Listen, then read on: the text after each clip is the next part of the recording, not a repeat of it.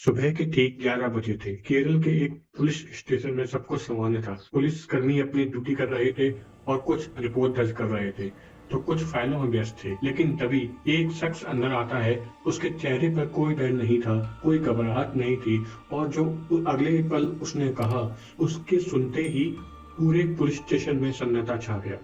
उसने कहा कि मैंने 6 लोगों की हत्या की है। पहले तो पुलिस कर्मियों ने इसको मजाक समझा, लेकिन जैसे ही उसने पूरी कहानी विस्तार पूर्वक बताई, वो किसी भी पुलिस ऑफिसर के करियर का सबसे डरावना केस साबित होने वाला था। आखिर कौन था ये शख्स? क्यों क्यों किया इसने ऐसा भयानक अपराध? आइए जानते हैं इस वीडियो में।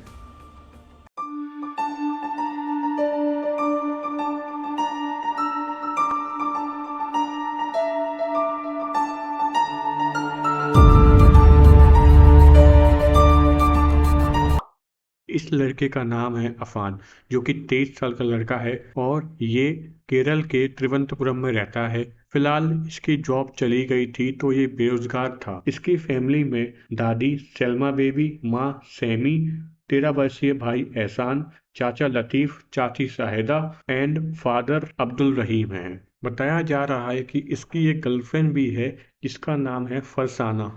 रिपोर्ट्स में बताया जा रहा है कि इसके फादर अब्दुल रहीम सऊदी अरेबिया में ट्रैप हैं, क्योंकि वहां पर इन्होंने बिजनेस खोला हुआ था जो कि लॉस में चला गया और इन्हें 15 लाख का नुकसान हुआ। इतना लॉस होने के कारण इनका फाइनेंशियल इश्यूज बढ़ गए थे, जिस चक्कर में ये अपना वीजा भी रिन्यू नहीं करवा पा रहे हैं और 3 साल से बिना वीजा के सऊदी अरेबिया में रह रहे हैं। अभी उन्होंने बहुत एजेंसी से बात की है कि वो उनको वहां से निकाल लें। फिलहाल बताया जा रहा है पान की फैमिली ने 64 लाख लोन लिया था 11 डिफरेंट लोगों से, और ये लोन रीपे ना करने के कारण अफान बहुत ही बड़े मेंटल स्ट्रेस में था। इसने अपनी जेब से भी रुपए उधार लिए थे जो कि ये लौटा नहीं पा रहा था। इसने अपनी दादी की गोल्ड चेन भी चुराई, जिससे इसने 40,000 रुपए का रीपे किया। आप सोच सकते हैं कि कितना फैमिली में इश्यू चल रहा था, जिसको लेकर ही उसने ये कदम उठाया। अब हम समझेंगे इस पूरी केस की टाइमलाइन।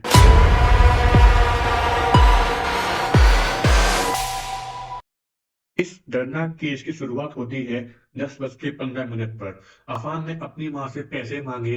माँ ने पैसे देने से मना कर दिया। ये सुनकर उसे इतना गुस्सा आया कि उसने अपनी माँ का सर पकड़कर दीवार में दे दिया और उनका गला घोटने लगा। माँ को मरा हुआ समझकर उसने माँ को वहीं पर रूम में बंद कर दिया और बाहर आ गया। बाहर आने के बाद सुबह के 11:30 बजे अफान बेजरा मोडू बस स्टैंड के पास से एक हथौड़ा खरीदता है और 15 किलोमीटर दूर पंगोरू के पास कल्लर में अपनी नानी के घर जाने लगता है। 1 बजे के टाइम पर अपनी नानी सलमा बेबी के घर पहुंचकर सोने की चेन की मांग करता है। जब नानी मना कर देती है तो गुस्से में आकर उनके सर पर हथौड़े से वार करता है और उन्हें वहीं मार देता है और चेन लेकर वहीं से फरार हो जाता है। 1:40 पर वह पहुंचता है बेजरा मोडू की एक शराब की दुकान पर। वहां पर सोने की चेन को गिरवे रखकर दारू पीता है। अब आते हैं 2:30 पर। दारू पीकर अफान चाचा लतीफ के घर जाता है। सोफे पर बैठे चाचा पर हथौड़े से हमला कर देता है। ये आवाज सुनकर चाची बोलती है, क्या हुआ? अफान दौड़ कर जाता है और रसोई में चाची भी हत्या कर देता है। फिर वो अपनी गर्लफ्रेंड को फोन करता है और बोलता है, मैं तुम्हें पिकअप करने आ रहा हूँ, तैयार रहना। दोपहर के 3 बजे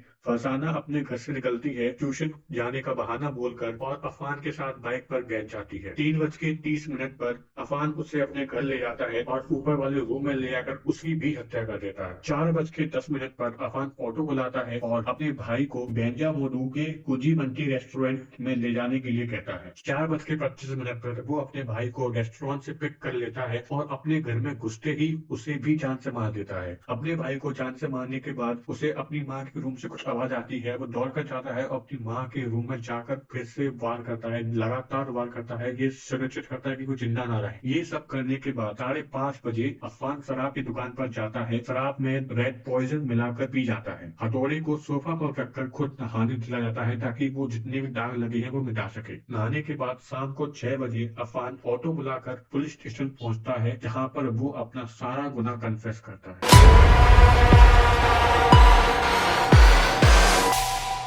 आइए इस केस की समरी जान लेते हैं। अफान बेरोजगारी और लोन से परेशान था। उसके फैमिली के ऊपर 64 लाख का लोन था जो कि चुकाना बहुत ही नामुमकिन हो चुका था। कोई भी उसकी मदद नहीं कर रहा था, ना फैमिली, ना रिलेटिव, ना कोई रिश्तेदार। उसके घर बेचने तक की नौबत आ चुकी थी। ये सबसे वो बहुत परेशान था। ऊपर से उसको कोई भी स्टेबल जॉब नहीं मिल रही थी। पापा भी सऊदी में फंसे हुए थे, उन पे भी कर्जा था जो कि वो भी चुकाने में असमर्थ थे। इन सब से परेशान होकर अफान ने ये सोचा क्यों ना इस दर्द को खत्म किया जाए, और इस दर्द को खत्म करने का सबसे अच्छा तरीका उसे यही लगा। उसने ये सोचा क्यों ना मैं सबको मार दूं और खुद भी खत्म हो जाऊं, जिससे ना वो लोग परेशान होंगे और ना मैं। ये उसकी सोच बहुत ही गलत थी। टाइम सबका खराब आता है। मैं मानता हूँ कि किसी और पर बोलना बहुत आसान होता है, जब खुद पर बीतती है तब पता चलता है, लेकिन फिर भी जब जब हमने किसी का उधार लिया है तो उसे चुकाना भी हमारी जिम्मेदारी है। किसी चीज को हार मान जाना या उसका ऐसा परिणाम निकालना ये भी सही बात नहीं होती। अगर उसने अपने आप को थोड़ा टाइम दिया होता, थोड़ा और चीजों को समझा होता, अपने ऊपर जिम्मेदारी लेकर खुद खड़ा होकर सबको संभाला होता, तो आज सब जिंदा होते और खुश होते। इस